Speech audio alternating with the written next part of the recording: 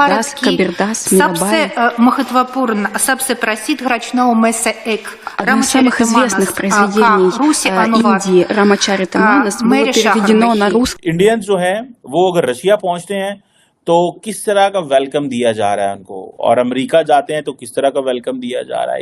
It's just the same. Санкт-Петербург और Москва के सरकारी विश्वविद्यालयों में в Санкт-Петербургском университете и в Московском государственном университете мы стараемся сохранить традицию переводов литературы. The popularity of Indian culture is growing in Russia, where more and more students are selecting Hindi and Tamil to study. Russia से भी ये खबर आती नजर आती है कभी कि शायद आने वाले टाइम में रशिया भी वीजा फ्री एंट्री अनाउंस करने वाला है इंडियंस के लिए. यूक्रेन जंग के बाद जो इंडिया की पॉलिसी थी वो बहुत मुनासिब पॉलिसी. इंडिया जो है वो उसने अपने रशिया के साथ ताल्लुकात को ठीक रखा. कोई कमी नहीं है वेलकम की.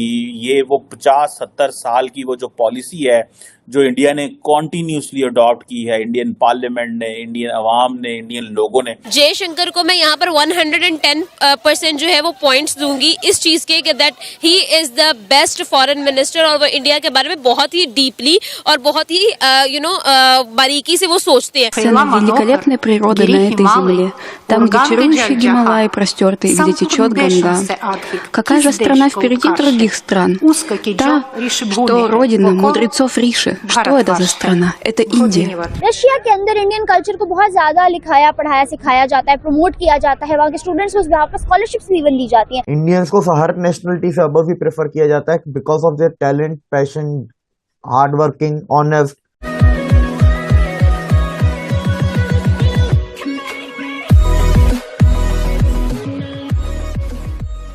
नमस्कार दोस्तों. अब अमेरिका और रशिया के बीच में सबसे बड़ा बेनिफिशियरी इंडिया रहा, ये हम सबको पता है कि दोनों के युद्ध जो मतलब रशिया और यूक्रेन वाला युद्ध हुआ उसमें हमने पूरी दुनिया ने इंपोर्ट करना बंद कर दिया ऑयल रशिया से, तो इंडिया ने परचेज करना शुरू किया. हमने अच्छा खासा डिस्काउंट भी हमें यहाँ पर मिला. ये सारी चीजें हुई. लेकिन अगर आप देखो ना तो रशिया और अमेरिका जो अभी भी दो ध्रुव है अलग अलग, दोनों के पाले में कंट्रीज बटे हुए हैं. अब दोनों इंडिया को वेलकम इस हिसाब से करते हैं कि अगर मान लीजिए रशिया ने इस हिसाब से यहाँ पर वेलकम किया तो अमेरिका अलग लेवल पर जाकर करेगा. फिर रशिया अगर मान लीजिए कोई जाएगा इंडिया से तो उनका वेलकम एक अलग लेवल से होगा. मतलब मर रहे हैं दोनों इंडिया को अपने पाले में लाने के लिए. अब यहाँ पर एक मीटिंग हो रही है, जयशंकर साहब बैठे हैं, उसमें एक महिला है जो रशियन महिला है और वो यहाँ पर बात हिंदी में संस्कृत में कर रही है.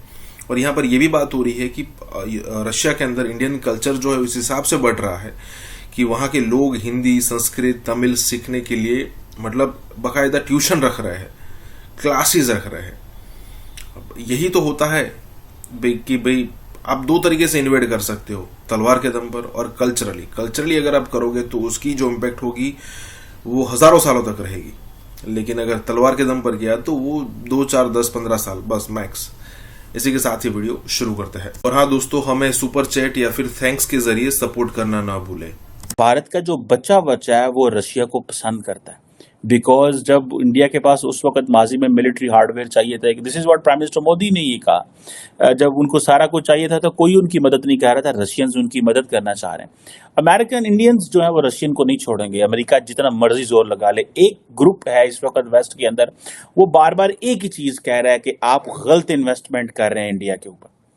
एक ग्रुप बार बार वेस्ट में ये कह रहा है, लेकिन अमेरिका की इतनी मजबूरी है, अमेरिका की इतनी ज़रूरतें हैं कि अमेरिका के पास चॉइस ही कोई नहीं है. इंडिया पैसे भी देता है, असला भी खरीद सकता है, इंडिया अपना वो असर व असूख भी खित्ते में रखता है, उसको वो एक ऐसी मार्केट भी है जिसको इग्नोर नहीं. देखें ना, $200 अरब, $191 बिलियन की बायलैटरल ट्रेड है इंडिया और अमेरिका की. ठीक है, तो अमेरिकन क्यों चाहेंगे कि हम एक ट्रेड पार्टनर भी खोएं, हम एक ऐसा मुल्क जो डिफेंस इक्विपमेंट खरीदना चाहता है उसको भी. ठीक है, इंडियंस कहते हैं ठीक है हम F-35 नहीं लेते, हम राफेल ले लेते हैं. ठीक है, ये चीजें जो है वो हमारे सामने मौजूद हैं, ये चीजें हमें नजर आ रही हैं.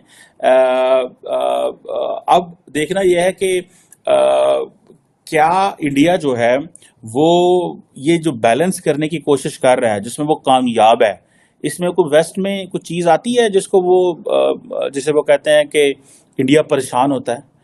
अब फॉर एग्जांपल वहां पे ये बात हुई जी, international north south transport corridor जो है जो रशिया से शुरू होता है और इंडिया तक पहुंचता है, शिप, रेल, रोड सारे वो चलाता है, ठीक है जी।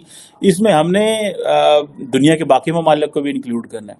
अभी फॉर एग्जांपल जो डेवलपमेंट्स इस वक्त रेड सी में हुई हैं, जो डेवलपमेंट्स इस वक्त बाबुल मंदेब में हुई हैं, जो डेवलपमेंट्स इस वक्त जो क्या नाम है उसका इंटरनेशनल बॉर्डर्स में हो रही हैं, उसमें तो ईरान बड़ा इंपॉर्टेंट प्लेयर है।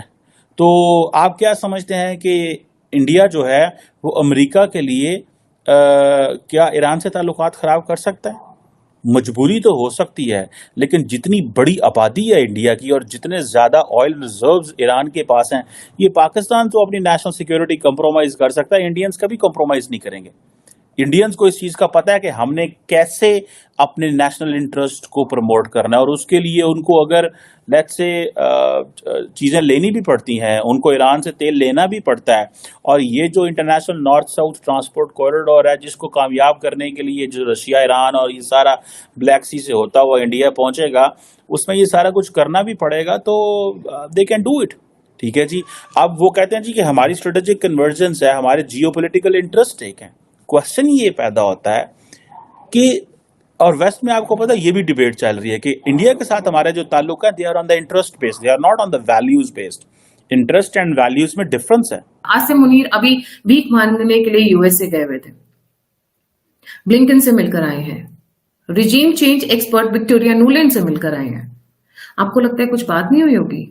सभी का एक ही स्टेटमेंट है, ये जो पुराने जले हुए कारतून से इनसे निपटो, सो दैट आपको हम पैसे दे सकें, आप एक क्लीन नेशन के फॉर्म में निकल कर आइए, जिससे आपको FATF ग्रे लिस्ट में बार बार डालना और निकालना ना पड़े, क्योंकि हमारे ऊपर भारत से भी प्रेशर रहता है। सो FATF की ग्रे लिस्ट से निकलने के लिए भी इस वक्त पाकिस्तान हाफिज सईद और बहुत सारे टेररिस्ट से छुटकारा चाहती है, किसी भी तरीके से छुटकारा चाहती है, पर भारत उन्हें भूलने नहीं देगी। ये भूलना चाहते थे, ताला सईद को लाना चाहते हैं। ताला सईद, इमेजिन करिए जिस तरीके की आवाम है पाकिस्तान में, ताला सईद अगर खड़े होकर ये बोलेंगे कि मैं अगर प्राइम मिनिस्टर और या प्रेसिडेंट बन गया, मैं आपका लीडर बन गया, मैं किसी भी ऑफिशियल कैपेसिटी में आ गया, तो आई मेक श्योर कि पाकिस्तान आर्मी अटैक्स भारत। आपको लगता है उनको वोट नहीं मिलेंगे? भर भर कर वोट मिलेंगे, क्योंकि पाकिस्तान की आवाम को ये चूरन पिछले 70-75 सालों से पिलाया जा रहा है। और वहीं पर भारत इस वक्त आंख गड़ाए हुए बैठा हुआ है, जानबूझकर एक्सट्रेडिशन की बात की, जिससे पूरी दुनिया को फिर से याद आए, अगर वो भूल गए हैं तो याद आ जाए कि ये वही है जिसने 26/11 किया, इसका बेटा आएगा तो क्या होगा। और ये मैसेज है यूएस के लिए, ये मैसेज है चाइना के लिए, जिसको वैसे कोई फर्क नहीं पड़ता है, बट यूएस को फर्क पड़ता है, because it wants India in its side. ये फर्क पड़ता है यूएस को, और ये फर्क पड़ता है पाकिस्तान को, क्योंकि पाकिस्तान भूलना चाहता है, इन लोगों को साइडलाइन करना चाहता है, क्योंकि भिखारी बने हुए हैं। आपने न्यूज सुनी होगी कि इनके 29 aeroplanes were grounded because they did not have money for fuel. Flights take off नहीं कर सकते हैं बिकॉज पैसे नहीं है उनमें फ्यूल के। उनको पैसे की सख्त जरूरत है। और उस बीच में आसिम मुनीर का यूएस जाना, वहां पर पैसे की गुहार लगाना, तो हाफिज सईद को याद रखिएगा, हाफिज सईद ना मरा है और ना हम मरने देंगे, ना आप भूले हैं, ना हम भूलने देंगे। अज्ञात हमलावर कितने भी लोगों को मारे, हाफिज सईद को हाथ नहीं लगाने का।